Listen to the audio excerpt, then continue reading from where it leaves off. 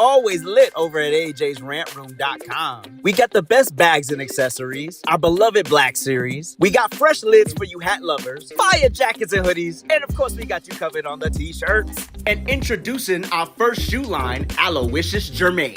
So get on over to AJsRANTroom.com today and get to shopping. You won't be disappointed.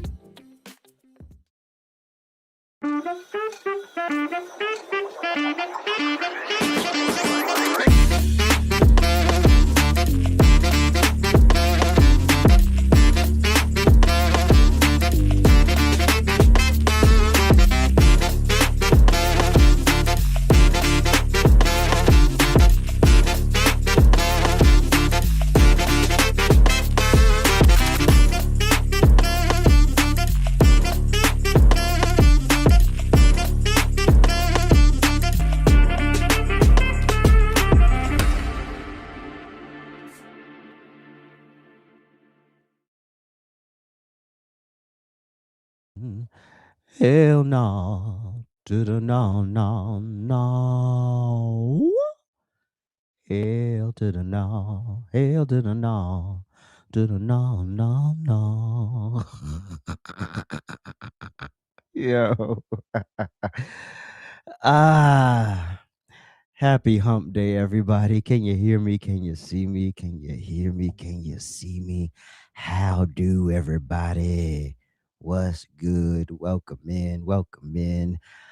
Can you hear me? Can you see me? I just get that confirmation first because, past trauma. Talking for like 10 minutes. Did I ever tell you one time I recorded a live? I tried to pre-record a show and it was muted for the whole hour and a half that I was talking. And then when I was done and I went to edit it and I was like, where's the sound? Yeah, so I'm traumatized. So that's why I ask if you can hear me and see me. And then also I've been live.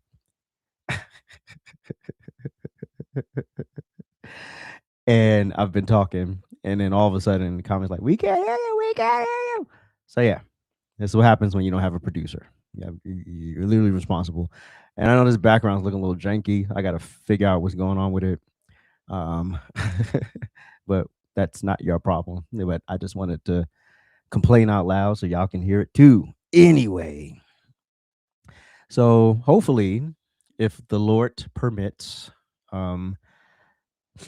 we will start to phase out of the stuff that I don't really care about.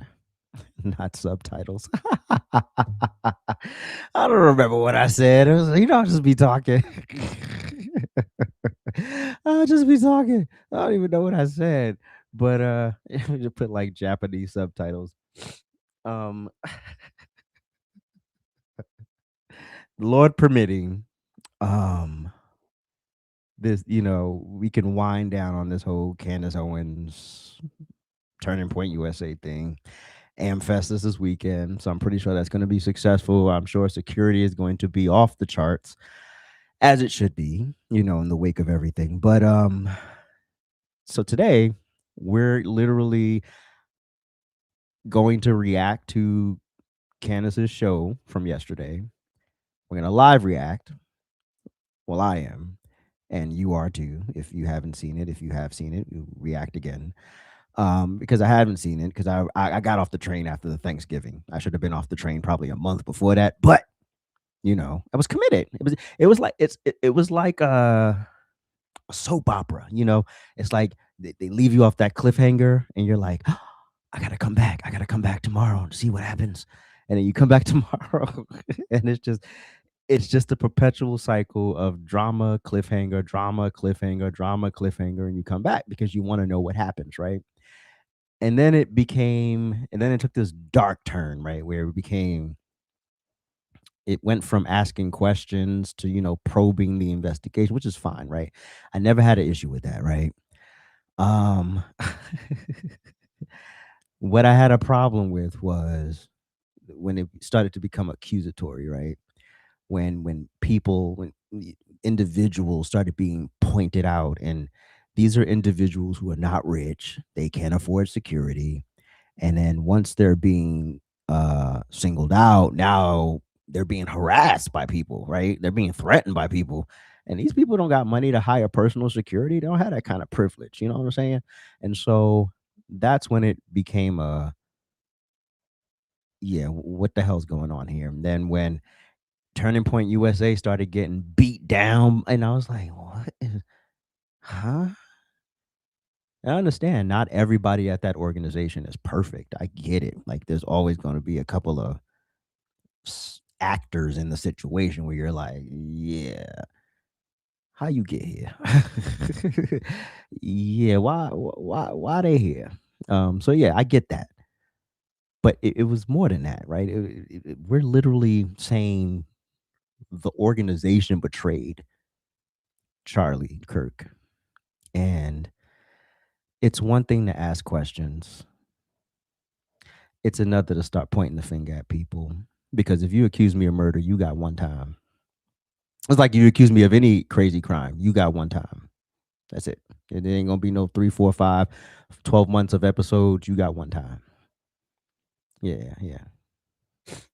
And my Jew is gonna set you straight right quick. But which was funny because this morning, because after Candace did this episode yesterday, I posted a satire video, and I find it funny that my satire videos are always fine until you don't like the subject of the satire.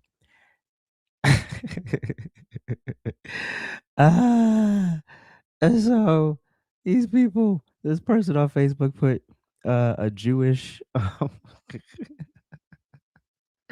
They said you got your 7K, and then they put the Jewish picture of a Jewish person,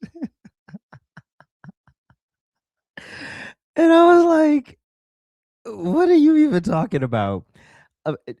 It's satire, people. Like, if you can't laugh, just shut up.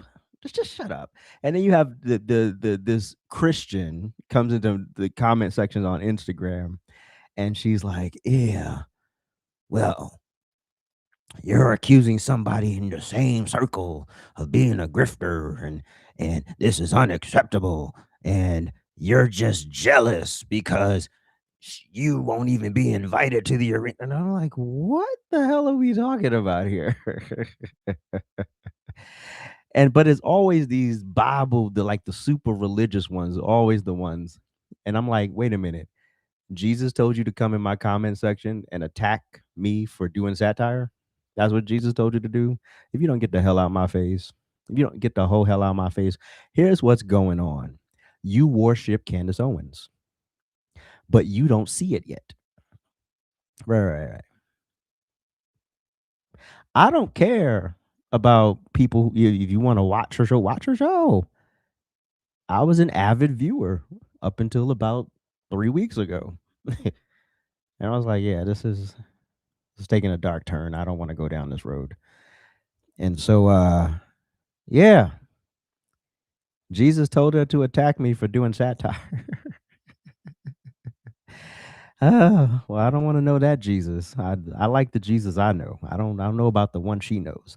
But this whole notion that Candace Owens has a cult, it literally, if it did not, what is the moment called when Jello becomes Jello? What is that moment called? Ferment? What is it called? I don't know. Like, when you make the Jello, you mix it up and then you put it in the refrigerator, and then when it's done, what is that moment called? Is there a name for that moment? I don't cook. I don't bake or whatever the hell Jello is. Ferment? Does Jello ferment? What does Jello do? Does it mold? What does Jello do? Anyway, that moment, if that moment didn't come together with the yesterday's live stream, all right, I don't know what did. So let's recap. Monday, Candace and Erika met. They had a 4.5 hour meeting. Cool. We remember that. Bam. People were worried. They were like, "Where's Candace? Where's Candace? Oh my God, is she okay? Is she safe?" Meanwhile, Erika flew to her. So she's on Solidify. Oh, is that what it's called? Setting? Oh, y'all got different words for it. So yeah, if it solidifies or it sets, if this doesn't solidify it for you that she has a cult, I don't know what does. So 4.5 hour meeting. People are worried. She finally gets out the meeting. She drops a short. She says, "Hey, meeting was great. It was very productive. I asked all my questions. We agreed to disagree in some areas. Blah blah blah blah blah. I'll break it all down tomorrow." And so cool. And of course, that's when the murmurs started. "Oh, I think she's compromised. I can look in her eyes and tell that something's wrong." You know, so they started lighting their candles and they went to their shrines, the Candace Owens shrines, and "Oh, beautiful one, breeze, oh no, and so and did all they could do, to make sure they saved Candy because we can't lose her, we can't lose her. And so the show jumps off yesterday. Now I didn't watch because I said I was done, right? I said I was done. And then somebody had to do it, right? So I'm live on TikTok, minding my business. Oh my gosh, did you see Candace Owens' comment section? They turned on her.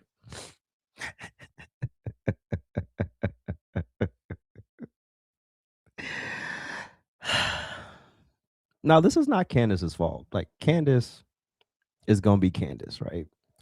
And I get like people who attack her, like her looks or whatever, like it's the stupid stuff. Like people try to find, they try to find I'm not on that train, right? And I'm not like Tim Pool is gonna call her or see you next Tuesday or anything like that. I'm not doing that. I'm not in that business. But I am in the business of logic, of facts, of like this don't make sense, right?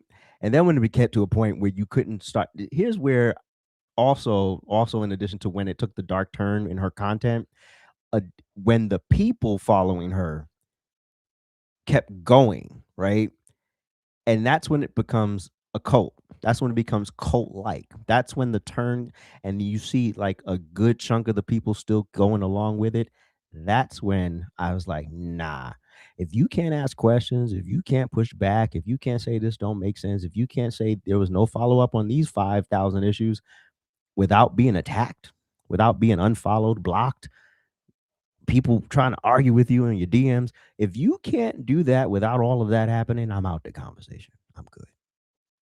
I'm good. I'm good. I'm not gonna sit up here and have no fight about a woman who don't know my birthday. I'm not gonna have no fight about somebody like that. Now, I can tell you what was said, and then we can work from there. But this personal stuff, and ain't no personal investment. I don't have a personal investment in Candace Owens.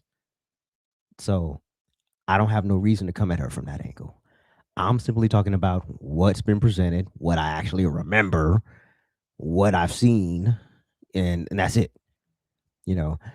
Also, the Christian person that attacks me in the comment section, she's like, you probably didn't even watch the whole episode. I sure didn't. I saw one clip, and then I clicked on the episode after the person came to me on TikTok, and then I looked at the comment section, and we're gonna go over that too. Now, I don't know if we're gonna get through this whole episode, but I do know we're gonna watch a good chunk of it, and then we will make it work from there. But well, I forgot to share my little graphic. Y'all like my little graphic? This is actually the thumbnail for the episode as well. This one has a padded room, has a padded wall behind it, but the one for the thumbnail is just red. But I really like this thumbnail. I you did good, kid. You did good. Um, because this literally proves that when you follow somebody blindly, which I literally said this, y'all can go back and verify this. It was, I don't know which episode of the Rant Experience. It's not this podcast, but my Friday podcast, the Rant Experience, where I literally said, do not worship content creators. I said that. You can like content creators, you can like somebody's style, you can like their presentation, you can like their editing, their lighting, their sound. You can like a whole bunch of things about a content creator. Their delivery, their knowledge of history or current affairs or current events. You can like all of that. But the moment you start putting someone on a pedestal and they can do no wrong and everything they say is perfect, that's where you lose me. Just like some of the Trump people. That's what you can't critique Trump. Well, why can't I critique Trump? I should be able to critique anybody I hire to do a job. See, there's Celebrity Apprentice Donald Trump, and then there's President Donald Trump. The difference is he earned my support for president. I didn't give a damn what he did as Celebrity Apprentice. They ain't got nothing to do with me. I watched the show as a fan. That's it. That's the difference. So putting these content creators, and I said it not just about Candace, I said it about Tatum and Shapiro and everybody. Every one of your favorite content creators, they're all flawed human beings. None of them is always going to say and do the right thing. None of them are perfect. You know, they're not always operating in good faith. Yeah, I said it. So this whole notion that because they're your favorite, you have to defend them at all costs, that's crazy work to me. There is not one content creator, conservative or otherwise, that I will sit here and go to bat for. Like this person is going to buy me a birthday gift or something. Like, no, no.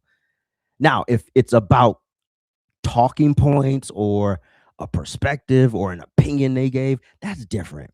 But when we're literally like diehard defending somebody like they're your cousin, nah, sway. No, no, no, no, no, no, no, no, no, no. You know, black like having your cousin back. No, it's not like that. When you defending somebody like they your kinfolk or your best friend, no, no, no, no, no, no, no, no, no, no. You lose me. You lose me. Now, I appreciate Candace's contributions. I never said I didn't, you know. But people, I know we're in this weird place in society where criticism means enemy.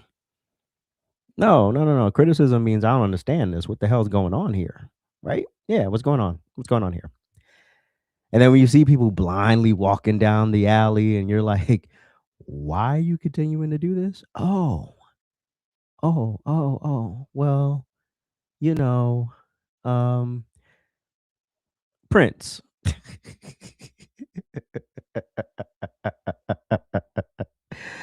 Ah, well, that's different, Prince. You're not a fan. You know, you're not like some inanimate. We're not like 2D objects to you that you see on a screen. You know, you actually met us, right? You actually know us. There's a difference. So stupid. Anyway, so yeah. And then Megan Kelly chimed in yesterday. I don't know if you saw that because remember, she was getting kicked in the back because she wasn't jumping in and taking a side and telling Candace to pipe down and telling Erika, you need to get up there and defend yourself. Like that meanwhile, the whole time Megan Kelly was behind the scenes orchestrating some kind of meeting with them. And she said yesterday in her podcast that she was trying to get them together to do a live show. And then she just left it up to them to figure it out. And then it became a private meeting. Now the cult, the Candyites, did not like that it was a private meeting. They wanted everything in public, which to a degree I can agree with, because if you did all of this in public, why all of a sudden does this one meeting need to be private, right? I get that to a degree, right? But that was their choice. Respect the choice. I choose my choice. I choose my choice. So that was their choice. They said, "Hey, we're gonna do it in private. Let us be," and so be it, right? So Megan Kelly, she gave a nice firm message. She said, "Fuck off." She was very clear. So to all the people who were yelling at me and telling me I have to do something, she made it very clear what her message was to those people.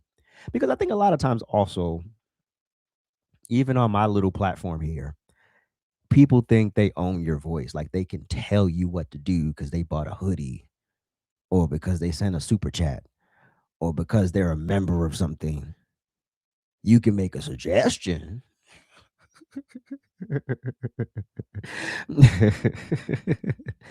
Doesn't mean it's gonna be honored, but this you're gonna tell me what to do? That's not how that works.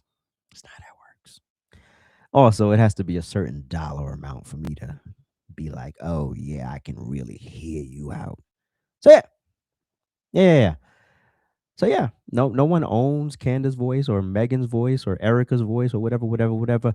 They did the adult thing, which was to get in a room, have the conversation so we can get the hell on with what we need to get on with. Because this is tired. It's corny, it's boring, and quite frankly, we got midterms, we got a whole bunch of things that are going on in the world. We trying to figure out what's about to go down with Venezuela. You got this other Abrego mofo. He's out on a technicality or whatever the hell happened. You got mass shootings happening. We got real world issues to figure out here. We got people, suddenly all of a sudden the Epstein list, and all of a sudden these celebrities are dying like guppies in a fish tank. You don't find that suspicious? But no, we're gonna watch an episode of Candace. So yeah, let's get into some things here. Uh we're all teed up here. And so again, I'm going to be stopping and starting. If you have an issue with that, go talk to your mama and she'll console you and tell you what a special person you are. Because AJ don't care. And then we'll see how the vibe is with the show, because I have not seen the episode. So I'm literally seeing this for the first time. And then, but I definitely want to get to the comment section, because the comment section confirmed the cult to AJ. Yamin. All right, let's go.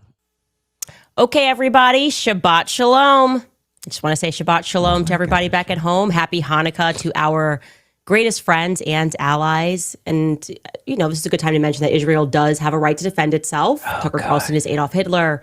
And TikTok does need to be purchased by the Mossad. It's just how I'm feeling today. I am not different. Maybe you are different. Welcome back to Candace. Oh my God. Not the...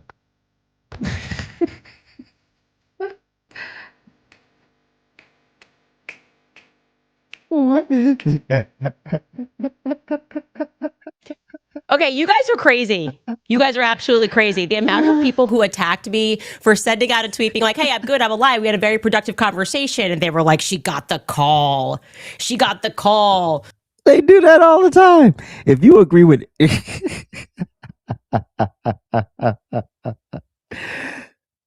if you do anything that does not go along with what they want, yeah, you got your seven. Listen, $7,000 from Israel right now in my life would be great. Let's be very, very clear. So Netanyahu, if you listening, bro, give me the script. I will do the video. I will whatever you need. Long as it's tax free. I ain't paying no taxes on it. She's betrayed us. She's doing something else. I can't believe it. This has all just been a show. Calm down, okay? What do you think happened? Erika said, stop. And then I was frozen for 4 hours and 30 minutes, just like, as I just put all of these talking points into my head. That is not what happened. I keep telling you guys, I am not governable. I am basically akin to Kanye West.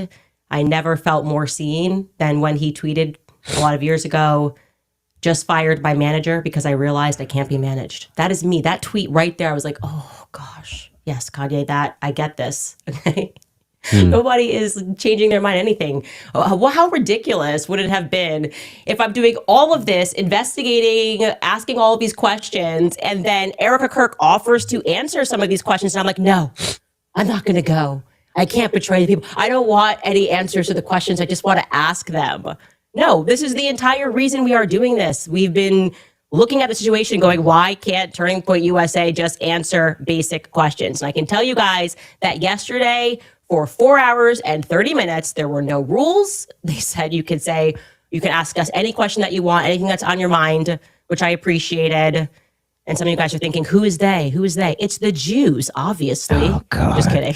It's Justin Strife. Jesus. Justin Strife was in the room. It was just Justin Strife and Erika. George joined me just for the beginning portion of the conversation because he had that thing going on that I told you on the 15th all day. He was in a conference. And then I brought my cousin Mia, the one that has a really bad attitude. I just bring her there for vibes. I think it just confuses people. They're like, I don't understand what's this person doing here. And the reality is she's like always just listening to Cardi B music. Oh my God. But she's my cousin and I always have her around. And so that was it. She was kind of sitting a little bit away, but at the table, it was really just the four of us until George left. And I will be honest, I did not know what to expect going into the room. I did not know if they were going to be open. I didn't know what Erika's energy was going to be like, if it was going to be more of an argument, if there was going to be legal threats. You guys were telling me not to drink water, so I didn't drink water. Well, I brought my own water, and I didn't drink that water too. There's a lot going on, okay? And the conversation started with Justin Strife very sensibly saying, what are we looking to accomplish here? Like, what is the actual aim of this conversation? And he was pretty clear, and Erika was very clear, that they were sort of most upset with what obviously a bit of a fever pitch, what I tweeted, that it was a godforsaken company and people should not give money to it. And I have to own that. That's aggressive. That is actually aggressive in the retrospect. I was very... Okay, so I saw... I have the screenshots. I think I have a screenshot of someone addressing that moment. I don't know. Hold on.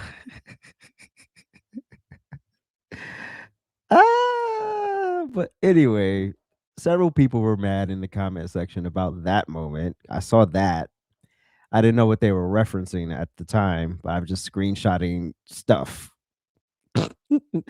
So I could do a dramatic read to them. But anyway, I'm sure we'll find it when we scan the comments later. Yeah, it was aggressive, Candace. You knew it was aggressive. We knew it was aggressive. You knew it was aggressive. Everybody knew it was aggressive. You know, you literally told people to stop supporting an organization based on what? Vibes, conspiracy theories, a couple of maybe bad apples in the organization. Which, name an organization that doesn't have a couple of bad apples. Name one. Right. It could be the most holier, sanctified, down home, God-fearing organization. You will find at least two bad actors in there, at least. And why? Because it's run by people. That's it. It's like church. It's run by people. So therefore, there's going to be a lot of drama, as usual. But anyway, I like how you always stop. And I don't mean to do that on purpose. I'm sorry. I didn't even see it. I didn't even pay attention to the screen. Oh, God. All right. Let me move you along. I didn't know I gave you that face. Frustrated. And I don't know. I felt like we weren't getting any answers and there were so many lies. And then I was getting attacked for asking all meaningful questions that was within their capacity to answer. And I told you, I definitely, my problem in life is that I can rise to anger very quickly. I shared with them that I really felt like I was under attack for telling the truth from the very beginning, like casually, when I mentioned the Catholicism thing. Like, what was that about? I was like, look, I say something in a tribute to him. Alex Clark and Andrew Colvett then jump onto a podcast and they're doing that weird interview, which is clearly aimed at me. And they've teased the interview as like aimed at me, but they never say my name. And that to me felt like it was the first, the first bit of mud that was slung, which their answer for that was, hey, that was a really crazy time. A new system had to be put into place. And by no means did Erika give any person the authority to go out and say that the Catholicism thing was a lie. It kind of turned into this big thing. Whatever. Okay, that kind of obviously was not the meat of the reason that we wanted to sit down. I will say I was immediately refreshed by the fact that one of the first things that Erika did was she owned the lies, or rather, I guess they would cage it as miscommunications that were coming from various people at the company. Like, look, this is a company with 650 people that are employed. everybody at this time is exceedingly emotional, and they are communicating, and no matter what somebody says on Twitter, they assume that this communication has come down from management, and that's not always a circumstance. But they owned right away, which felt great, that if you guys recall, Erika sat down with Glenn Beck. I actually missed this portion because I didn't get to watch the interview in its entirety, and we were pulling clips because a lot was coming out very quickly. But there was a portion that was going around that was viral, and it was Erika saying that she had Charlie's phone and that Charlie never texted anybody the night before saying that he thought that they were going to kill him. And that obviously reflected poorly on me because I was the one who said that he did, in fact, text multiple people the night before. And then I went on Jimmy Dore on Friday, Jimmy Dore's show, and I clarified. I said, Andrew Colvett told me specifically that he was one of the people that received this text message. So I got that first person. I didn't get that from a source. I got that directly from Andrew Colvett. And then somebody who had access to Dan Flood's communications said that Dan Flood similarly received a text message. They owned that right away and explained. Erika said that she has Charlie's phone. She's looking at his iMessages, and it turns out that he, like everybody else, communicates on Signal. He communicates on Telegram, and that those when she heard me say that, they then went and looked, and yes, that what I said was true. Andrew Colvett received a message the night before, and Dan Flood received a message the night before. Now, they asked me if I had actually like a concrete a copy of what Dan Flood got the night before, and I said no. Somebody told me what it said, which was almost exactly what Andrew said, which is they're going to kill me. Andrew did not know who they were, that the they that he was referring to were, but they clarified that the message that Dan Flood received said the left is going to kill me. So I can't confirm that one way or the other. I have to trust them on that because I did not see that concrete message. I was told that it said they. Now, obviously, we discussed the moment, and I'm laughing here because you TikTokers are actually out of control. You guys are going to be the reason that Israel gets TikTok because you guys are acting a fool all the time. And the videos were so hilarious of you guys mocking the Barry Weiss interview. It's great. It's good to laugh at ourselves. And Barry Weiss is always worth laughing at. But I was sort of like, hey, I felt name checked by the podcaster, Candace Owens, this obvious setup, and then asking me to stop. And it's interesting to hear Erika say that the reason she didn't ask me to stop in the beginning because she was actually learning things from the show. She was actually learning things, and that I think she similarly felt that Barry Weiss was trying to create a moment. Obviously, it's who Barry Weiss is. It's the Zionist lobby. She's trying to right perceived wrongs because I'm against her side. That does not surprise me. That's kind of why Barry Weiss exists. That's the reason they put her at CBS, is because she's just committed to...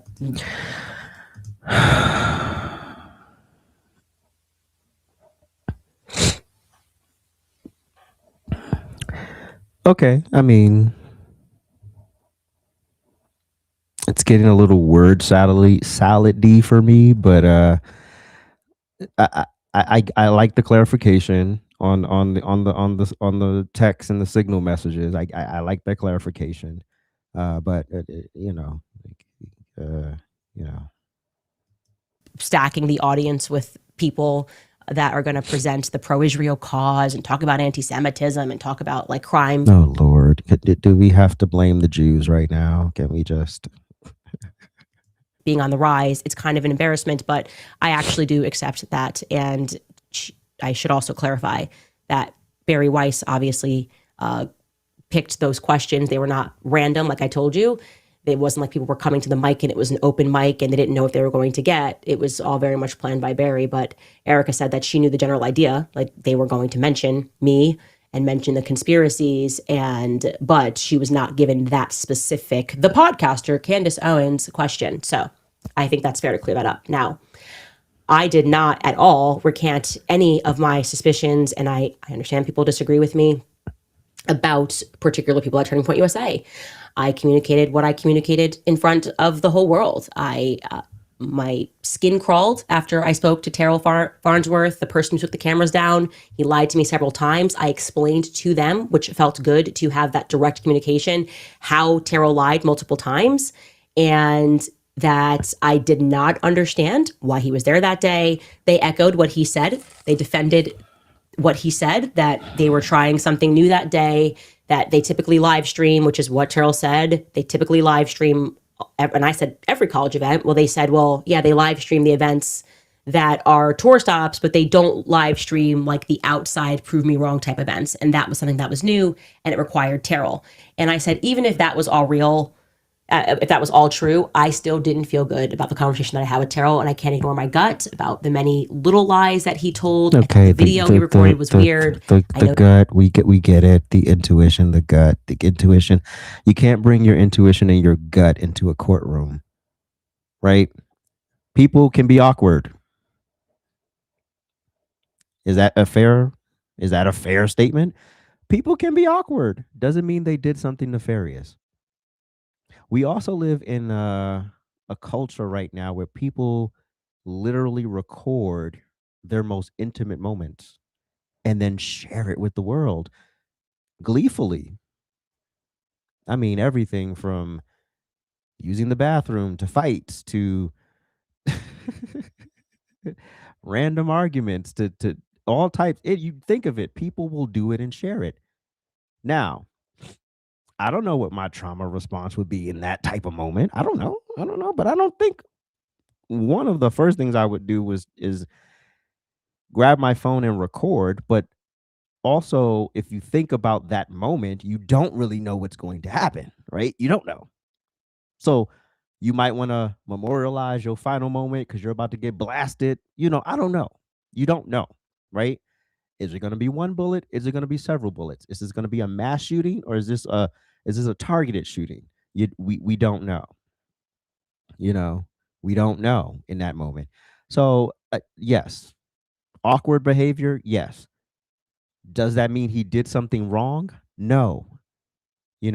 Also, these companies have the right to change protocols on how they film and how they live stream and how they edit videos and how they get content out to people. They can change that on a fly. Literally, that can be changed the day before. We want to try something new. Let's do this. But yes, very long-winded, Prince. I'm trying here. I'm trying. He comes from a very powerful family. I personally do not trust him. And I obviously do not like the fact that I said, Tyler Boyer lied about this thing and came up with an excuse and said, well, Terrell was asked to take the camera down. That's the reason, he said on Twitter, because the police wanted him to take it down and secure the footage. And I said, I know that's not true. And they said, well, after all of that, after he took the cameras down, there was a police officer or Fed, whoever it was, that spoke to him and asked him to secure the footage. Well, that makes sense, but it's not a reason for why he took it down immediately. It makes sense that as you're investigating, you're going to say, who's got the footage? Let's lock it down. But it didn't make sense to me that Tyler Boyer lied about it. And I don't trust Tyler Boyer. And that is never going to change. Similarly with Rob McCoy. Okay, so Tyler Boyer lied about why he took the camera down so fast.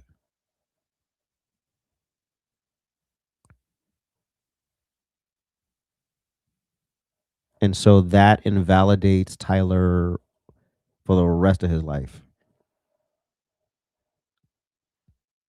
That's not compelling. I'm just being honest. That's not compelling to me. Makes my skin crawl. I can't explain it. I look at him and he's a bad person. This is all feelings. I look at you and you're a bad person. What makes this person? I don't know him. So what makes him a bad person, Candace? Tell me. And nobody can make me feel one way or the other about that. So it's about a feeling. We've all met people that give you bad juju. That's what I call it. You give me bad juju. Something about you, I don't know what it is. And I could be totally wrong here, but you give me bad juju, and so, yeah, probably not going to leave you alone if you're a guest in my house. I'm damn sure not going to let you babysit or anything crazy, and I get that. You get bad juju. I get that. But when you're on the capital murder level, like when you're at that level where you killed somebody and you're investigating a murder, just because someone gives you bad vibes does not mean they did something nefarious in that moment or leading up to that moment. I mean, you need something at this point. People need something substantive to work with, not just your vibes, not just your intuition, not just your instinct. Now I don't know this person. He could have a checkered past. I don't know. I was surprised to learn, and this is kind of gets into, I guess, us not knowing the inner workings at Turning Point USA, that Rob McCoy actually does not work with Turning Point USA in any capacity whatsoever. And so him communicating as he has done, like, I'm the pastor, I'm this, I'm that, it's just not real. Like, that is not real. And we should know that that's not real. And when he says that, call him out on that separately from Turning Point USA. I was operating under the assumption that he worked for Turning Point USA. And I said, if obviously that's wrong, I'm happy to correct that. But also, what were we to assume when he hit the stage at the memorial and said, I'm America's pastor, and then had the Wikipedia updated and said, well, I'm assuming he had it updated because who else would do that he started Turning Point USA Faith. So I guess, to be clear, we were just wrong about that. And I will have a lot more to say about Rob McCoy and where I believe he fits into a lot of things. So I'm not letting up on that now.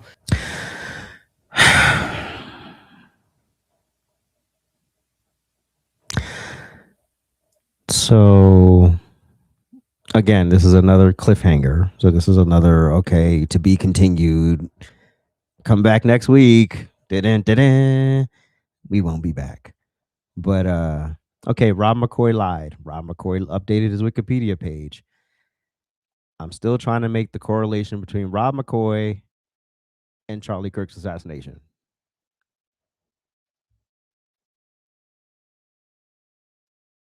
Did y'all find? Am I missing? Am I missing something here? Maybe correct me if I'm wrong. Maybe I'm the one here who don't understand. But was there a correlation between the bad vibes, him lying about his title, Turning Point saying no, he doesn't work for us or with us, and the murder of Charlie Kirk? Was there a correlation made? No, there was a to be continued, right? Okay. I just want to make sure I'm listening. I'm listening to comprehend here. I'm listening to comprehend. I'm not listening to try to, I'm listening. It's long-winded, but I'm listening. One piece of this where I still don't understand it, and the magic bullet. Okay. Now, we all recall what happened. I casually say on the show, hey, I saw the footage. There was no blood. And honestly, when I said it, I didn't process how big of a deal that was with the 30-06. Very quickly, what happens is Andrew Colvett whips up this tweet about what happened with the bullet. And he said he wanted to address all the discussion that was being had about the online chatter. I'm obviously paraphrasing here. He says, I apologize. It's going to get graphic, but he spoke with the surgeon. The bullet should have gone through. The surgeon then explained that what he's typically seen on these wounds. And we've gone over all of this already. First of all, the surgeon, why would the surgeon tell him that? We went over all of this. This was like early on. This is when it was good investigation. Like we went over all that. Like, yeah, why would the surgeon share that with this person, like, and not his wife? Or his actual next of kin. And basically, this was all a miracle. Charlie saved lives, even in death. And the internet clocked it, this miracle, the healthy bone. His bone was so healthy and the density was so impressive. Like, this is a quote, by the way. His bone was so healthy. I want to read it. This is allegedly from a surgeon. Quote, his bone was so healthy and the density was so impressive that he's like the man of steel. It should have gone through and through. It likely would have killed those standing behind him too. And we were just like, that kind of was like the beginning of the WTF, right? I feel like that was kind of the beginning of it. And immediately people in the comments responded to Andrew, and he said, this individual said, this post is so fake as it would violate HIPAA. Like, there's patient privacy. You can't just call up the surgeon. And then Andrew Colvett replies and says, rest assured, I would not have posted without full permission. Now, he said he spoke to the surgeon, and they confirmed that Andrew spoke to the surgeon, but that they did not know that he was going to write that tweet. They did not know that he called up the surgeon. So like it very much came across to me like Andrew was just flying by the seat of his pants. I don't know. Like he was just flying dark on me. And I was like, that seems very strange to me, because why would a surgeon do that? Like the first thing the surgeon should say is, I can't speak to you. I don't even know, in theory, Andrew wasn't even there when Charlie died. I don't even know why the surgeon even knows this guy, actually. Maybe he hung around after, but, you know, Andrew was not one of the people that got into the hospital or anything like that. So this is quite literally the PR guy who's calling the surgeon. And so that just seems very inappropriate for a person to do, period. And I would say it was kind of the beginning, but that was what I got from that. Now, obviously, we discussed the security. I brought up Brian Harpole, this interview with Sean Ryan, and I think we can believe Turning Point when they say that they did not approve of this. They had no idea he was going on Sean Ryan. I think that's pretty clear. I don't believe he works there anymore. So that was kind of him, just getting out there and perhaps trying to rescue his own reputation. And I think that only made his reputation worse, actually, because people I actually agree with that, because when he said in that interview, the UVU, I believe the UVU police said they have that rooftop, and you're paid millions of dollars, and the day of the event you don't follow up and at least have your men do a sweep to make sure that area is secure.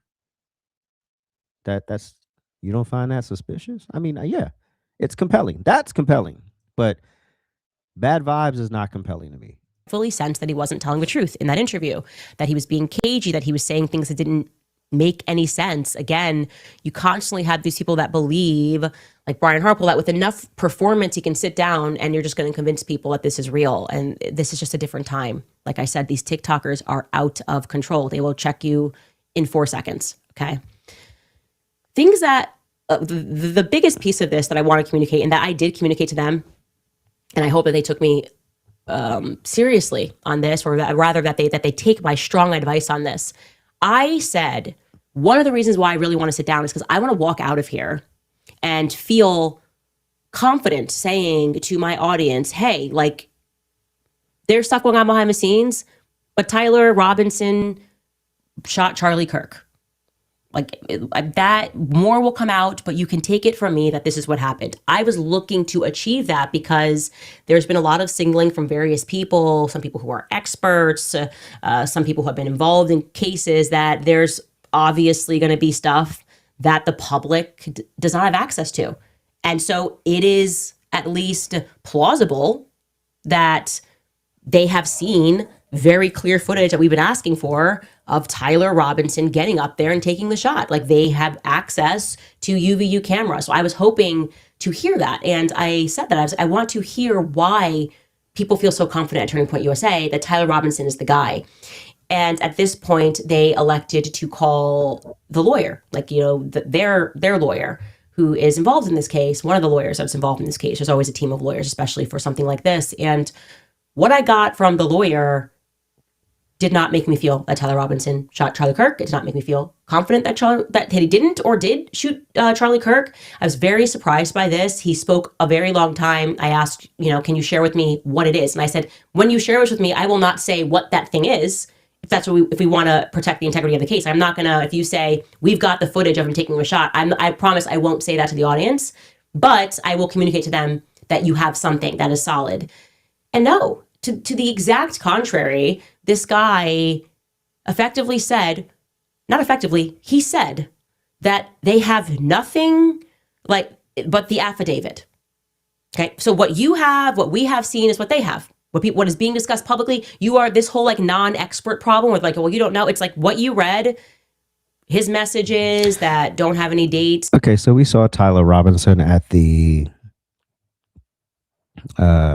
arraignment hearing, whatever the hell it was, in civilian clothes, obviously, so you won't prejudice, you know, any future jury or whatever. But anyway, Tyler Robinson is smiling.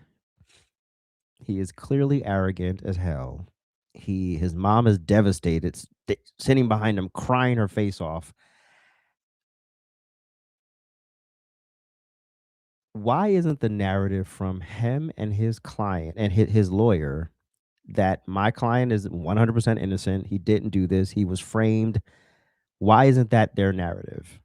If Tyler Robinson did not do this, why isn't his defense attorneys or attorneys, I don't know if he has a state appointed or if he has a private, I don't know what he has, but why aren't they saying, you know, we know that our client is innocent?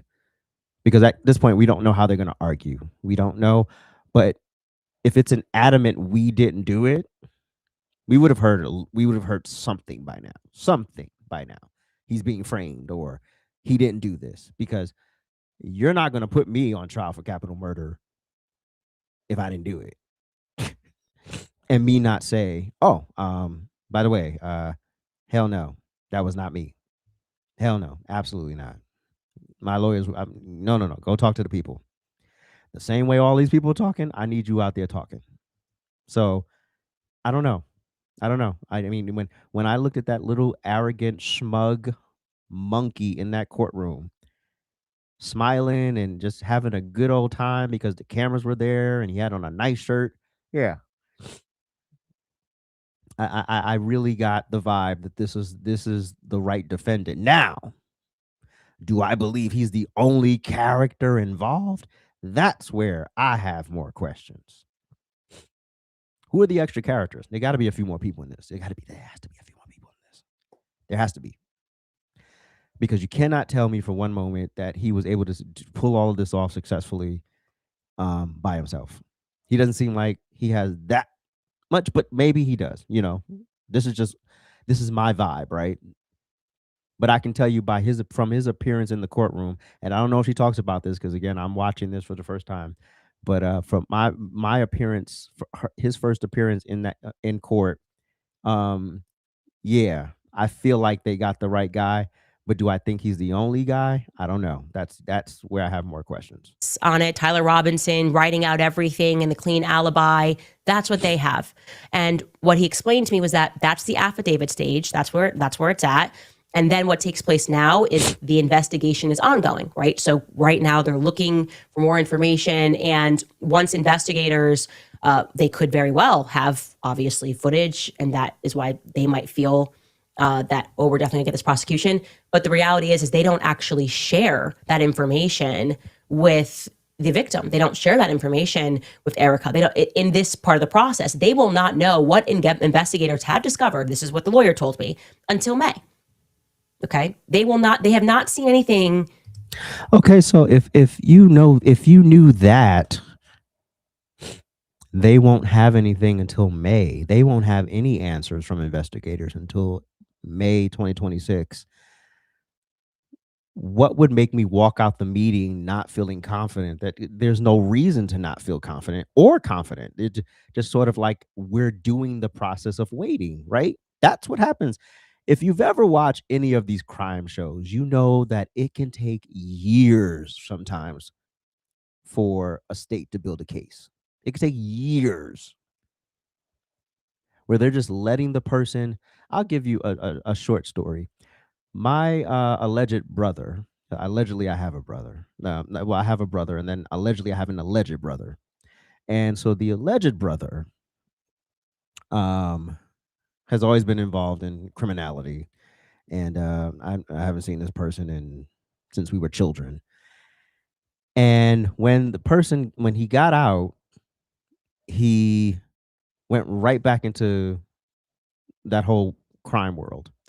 And the feds literally followed him for years, and they slowly built another case against him.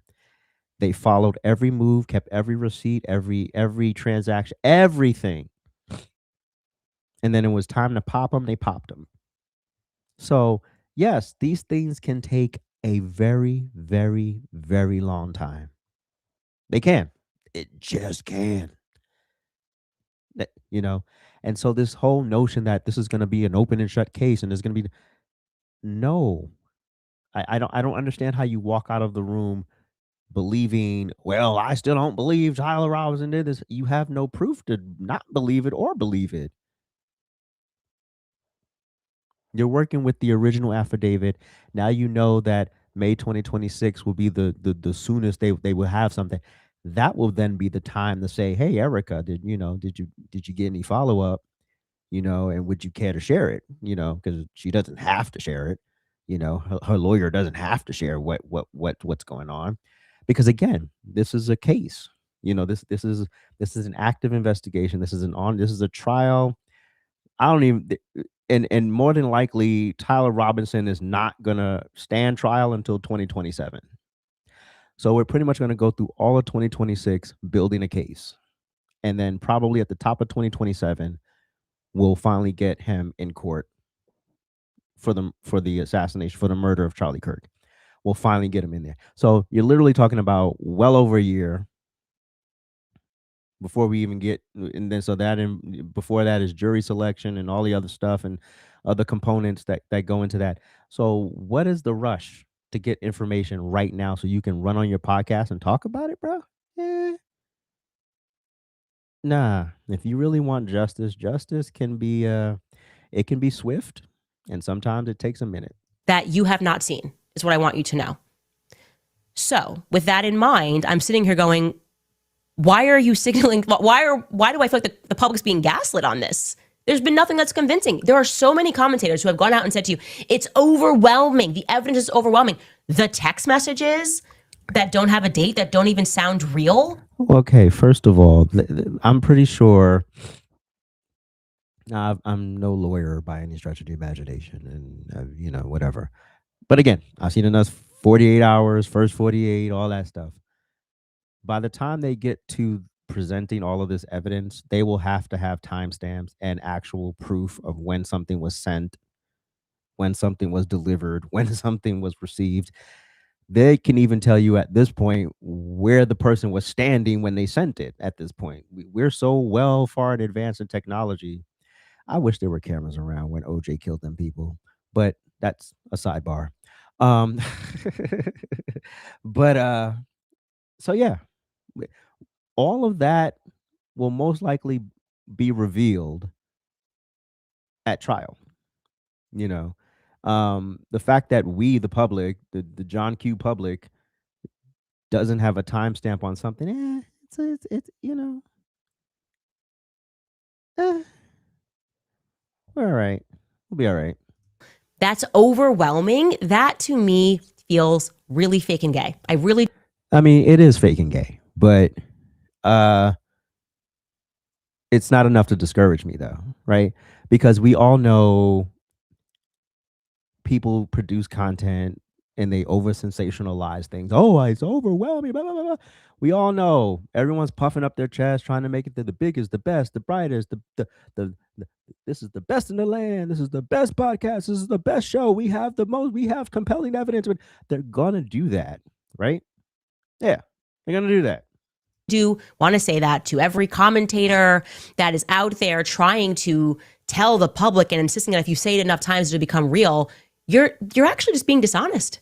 And I offered that a more honest way to communicate would be to say, we think he's involved. We feel strongly. I've said that. I think he's involved. We are very hopeful that throughout this investigation, we are going to get that concrete thing. And that's where we're at right now. That's just the stage that we are at. That is not what we are getting from them. That is like, I just feel like that's really important to let you guys know.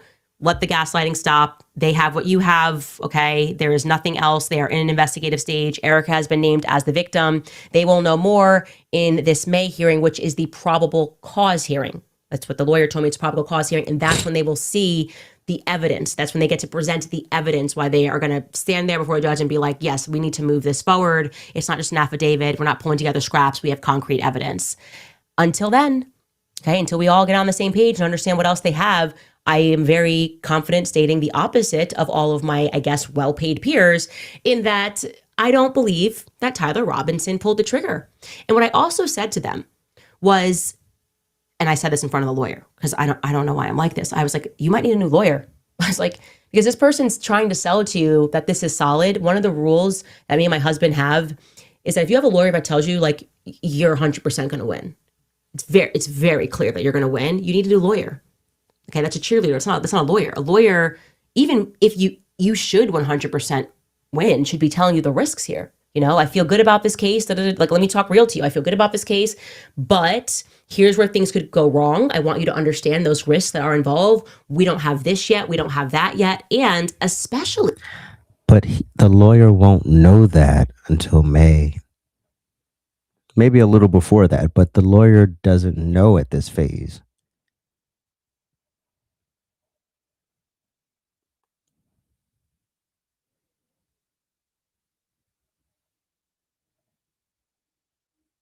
I don't know. Maybe is it just me? I mean, the lawyer can't give you more. Well, he'll give you what he wants to give you, but if that's all he has or she has in the moment, then that's what they have. Now, if you get to June 2026 and they're still like flopping around like a fish out of water, yeah, you might want to start be like, yo, what's going on here? He can't tell you what the state has at this point because the state hasn't even told him. Huh? Given what I told them, which is your lawyers, or the investigators rather, not their lawyers, because they're not the ones investigating. It's the state of Utah that's investigating. They have not called the one solitary person, as I told you guys, who filmed as he was on the roof. Remember the guy that's like, oh, there's somebody on the roof, and he sees him crouched down. I said, I spoke to that person, and his testimony would be devastating to your prosecution. He saw the person on the roof. He filmed the person on the roof at 12:23 p.m.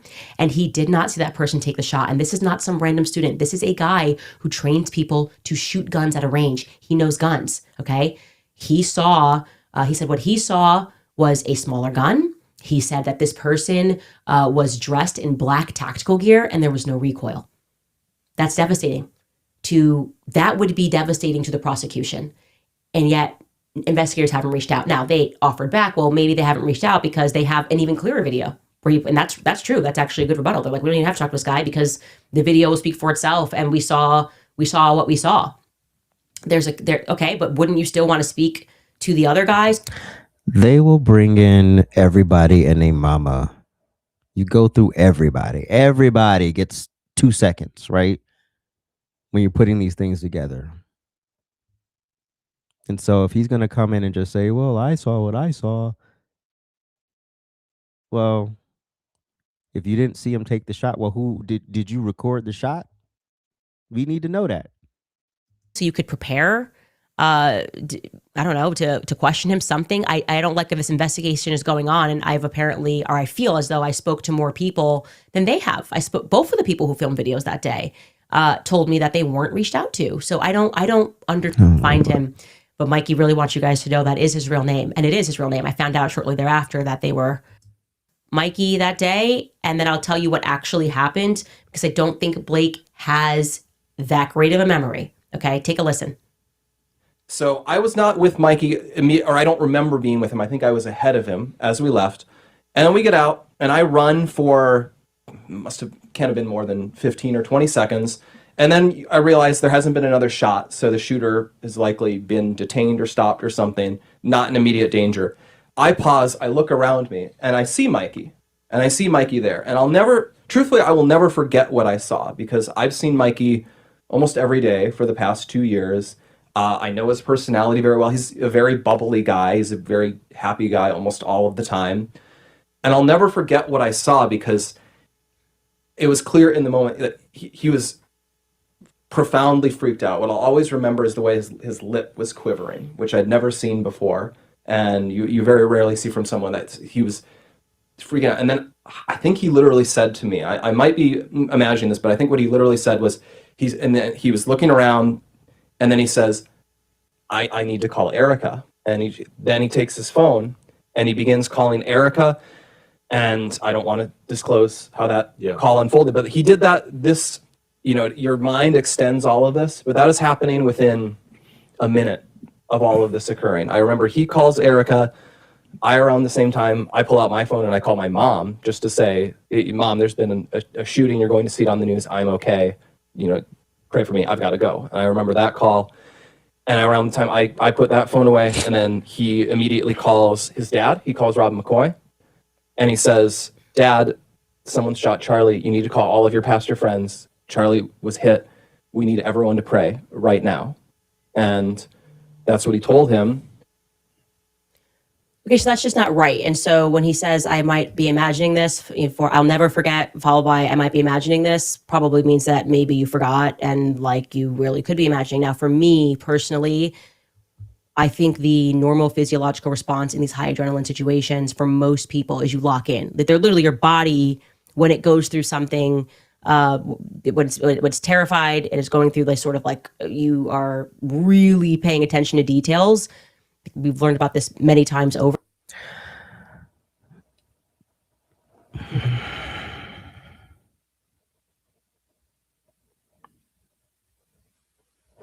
In those moments, you're trying to survive. It's literally fight or flight in those moments. You'll recall some things, you'll forget some things. You might even think you said or did something, but you didn't. I still don't know how this makes him the bad guy here, but okay, go ahead. In health class growing up. This is why they talk about that fight or flight response, and quite literally there's stuff happening to your body. And so there's a lot of details here that are just not accurate. And the one that surprised me the most about these call logs is I certainly feel that we were given the impression over and over and over again that the first person Mikey called was Erika, right? He called Erika. We were told this by many people also that he trained, like he almost like went to a camp and trained, and Charlie was like, 1, 2, 3, go, and like fast, 1, 2, 3, go. That's why he walked away. 1, 2, 3, go, and just told him, this is what the first thing you do is. Well, he didn't do that. Actually, the first person he called was his wife. He called Elizabeth McCoy. And then he stayed on the phone with his wife for 10 minutes.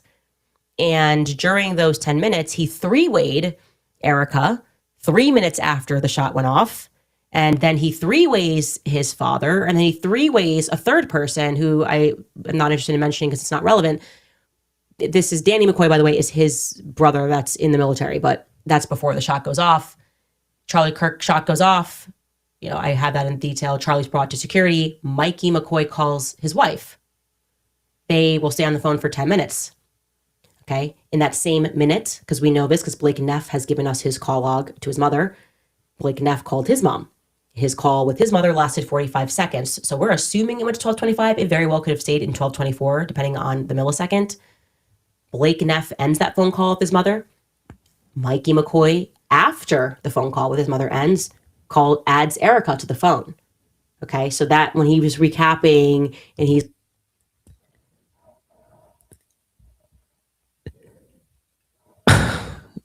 12:24.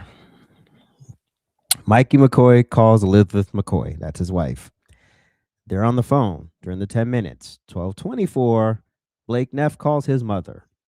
Blake Neff ends the call with his mother at 12:25. At 12:26, Mikey McCoy adds Erika to the call. So it's literally 2 minutes later. Why is this compelling? Why is this compelling? I mean, is this something that I'm missing here? Why is this compelling? Why is this something that we should investigate? How is this relevant to the moment? He forgot he called his wife first, and then he three-wayed. He then added Erika to the call. Wait, but why is that so? Why is that? Is that the smoking gun? No pun intended. I always lips quivering, and he's like, I got to call Erika. And he's like, and then I called my mom. That's not right. That's just not right. Okay. Mikey called Erika after. It was literally within 1 minute, 2 minute, 3 minutes. Within 3 minutes. My God. Blake Neff ended that phone call with his mother. If call logs are to be believed above, human testimony. Mikey McCoy then drops Erika from the phone call 2 minutes later, and then he adds his father to the phone call. Again, he is this entire time on the phone with his wife. Okay. And then Mikey McCoy ends his phone call with his father. He does call another person who I'm not mentioning because it's just not relevant to anything, not a character in the story, rather. And then he ends the phone call with his wife. And a minute later, his brother calls him back and they stay on the phone for 10 minutes. I did not get this from everybody speaking about this Mikey McCoy call log. I know that you guys did not get this. I did not get this. I don't know why she was disappeared from this. Like, you could go, look, the wife wants privacy. No, she was like, main stage at the memorial, has been, I would say very involved in a lot of this kind of, I think it's very close that she's close with Erika. They went on the vacation together. So I don't get this disappearing act. I found that to be like, okay, but they were forthcoming with it. That feels good. That feels good, guys. Like, wow, we don't have to guess. Now we have solid answers. And like I said, when you come out and give solid answers and you're not weird and calling people. Listen, it's a traumatic moment. You're not going to recall everything perfectly. Why is this relevant? Lord, is there anything else you offered in this? Anything else? $150 million, that's made up. I told them. Andrew Colvett was my source. Andrew Colvett told me. Verbatim. All right. You know what? Let's get to the fun part, shall we?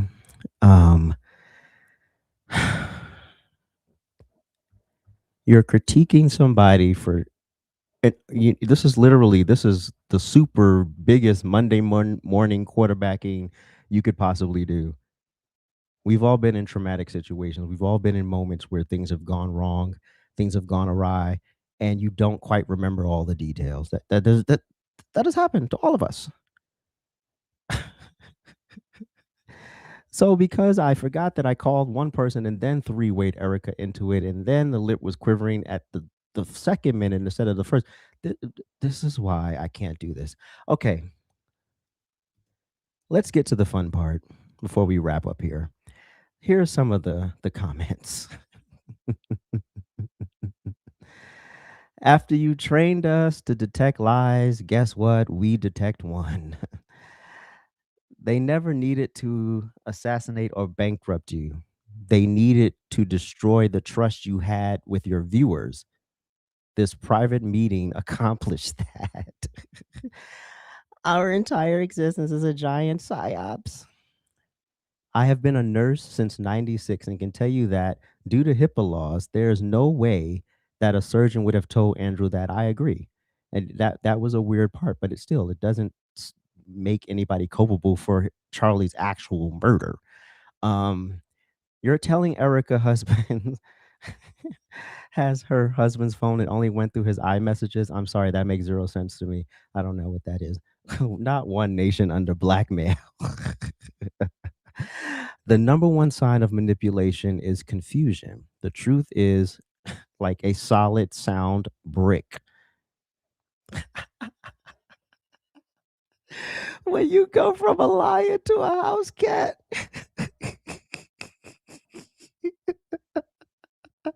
For the first time, I turned off the show before the ending. I'm still dumbfounded. Wow. So 4.5-hour conversation where Candace asks every question, but still gives her listeners not a single answer to those questions. 1 hour and 14 minutes of a nothing burger. And I disagree with certain people on the fact that the meeting wasn't live. Everything else was public. I don't know, but maybe there's a different energy when you know there aren't cameras around, and because you don't have to play up to the camera. So it's like you're just kind of just having the conversation like in real time with a real person, like you're literally touching grass, right? So I get both perspectives, but Candace, there is something you are not telling us. This episode felt a little off, and that you weren't really yourself. Did they threaten you? We aren't getting full transparency here. This is like when my parents replaced my dead goldfish with another goldfish as if I wouldn't Uh, the comment section is proof that Candace's audience was never part of a cult. They were, yeah, you're turning on the cult leader. You're turning on the cult leader. Um, this feels like swimming the whole Atlantic Ocean and then dying in the shore.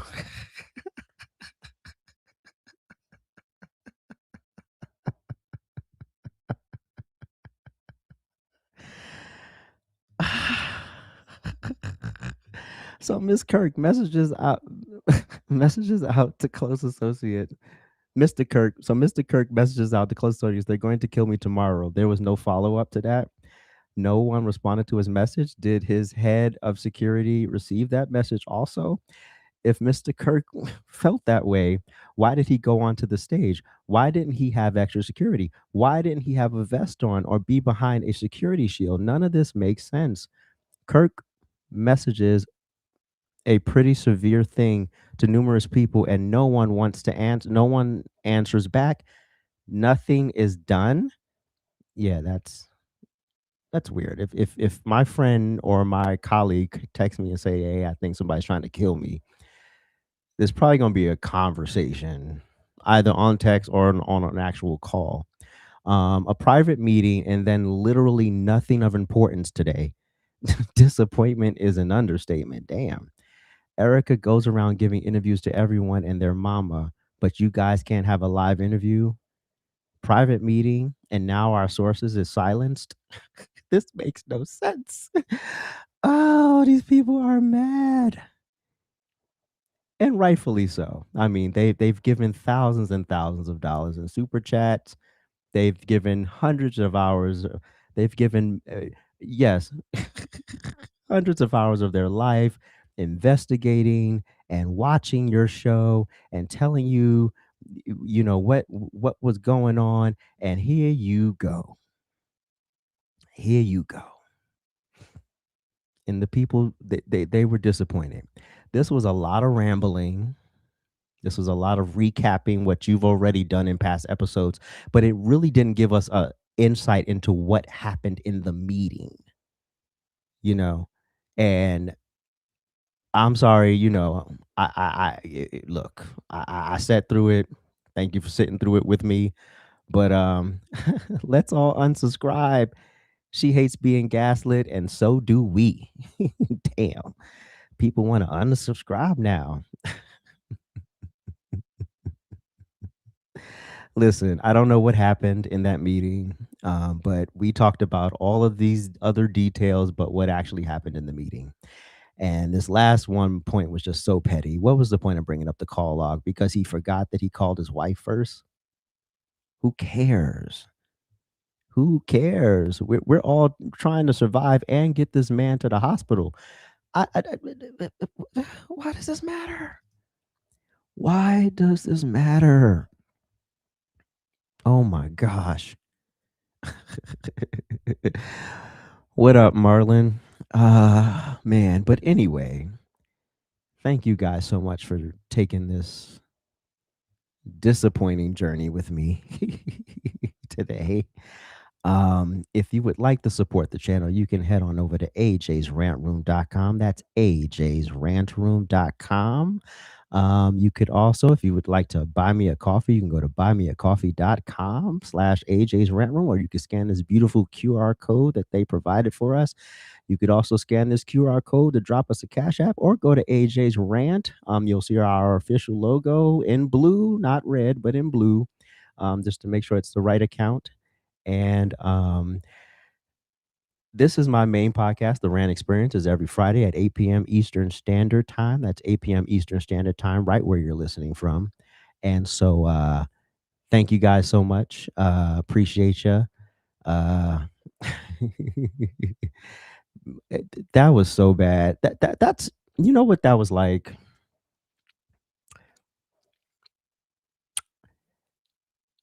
I've been celibate 13 years. That would be like getting back to the action.